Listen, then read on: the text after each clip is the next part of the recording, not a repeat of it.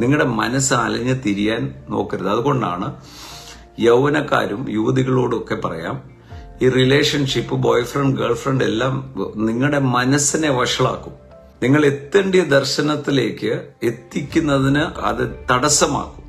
നിങ്ങളുടെ മനസ്സ് എന്തിനായിരിക്കണം? ദർശനത്തിലായിരിക്കണം. എങ്ങനെ എന്റെ ജീവിതം ദൈവരാജ്യത്തിന്റെ വ്യാപ്തിക്ക്, സ്വർഗം ഭൂമിയിൽ കൊണ്ടുവരാൻ ആക്കി വെച്ചിരിക്കുന്ന ഞാൻ, ഇത്രയും വലിയൊരു പദവിയിലിരിക്കുന്ന എനിക്ക് അത്രയ്ക്ക് താഴാൻ പറ്റത്തില്ല. സോ മനസ്സിനകത്ത് പിശാചിന്റെ തന്ത്രം എന്താ?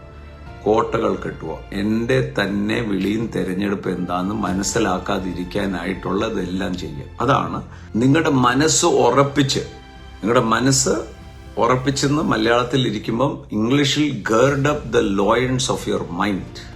ക്രിയേറ്റീവ് പവർ അവിടെ ആയിരിക്കുന്നു. നിരൂപണങ്ങളാണ് മുഴുവൻ ഇരിക്കുന്നത്. നിങ്ങളെ വിളിച്ചിരിക്കുന്ന സ്പെഷ്യൽ ഒരു വിളിയ. അതിന് തക്കവണ്ണം അനുസരണമുള്ള മക്കളായി എല്ലാ നടപ്പിലും ഒരു വ്യത്യസ്തത ഉണ്ടായിരിക്കണം. അതാണ് വിശുദ്ധ. വിശുദ്ധം എന്ന് പറഞ്ഞാൽ എന്താ? വേർതിരിക്കപ്പെട്ട നിലയിൽ എല്ലാ കാര്യത്തിലും, നിങ്ങളുടെ സംസാരത്തിൽ, നിങ്ങളുടെ ജീവിതത്തിൽ, നിങ്ങളുടെ നോട്ടത്തിൽ, നിങ്ങളുടെ പ്രവൃത്തിയിൽ, എല്ലാത്തിലും ഒരു വേർതിരിഞ്ഞ ആള്, ഒരു വ്യത്യസ്തനാണല്ലോ എന്ന് പറയണം.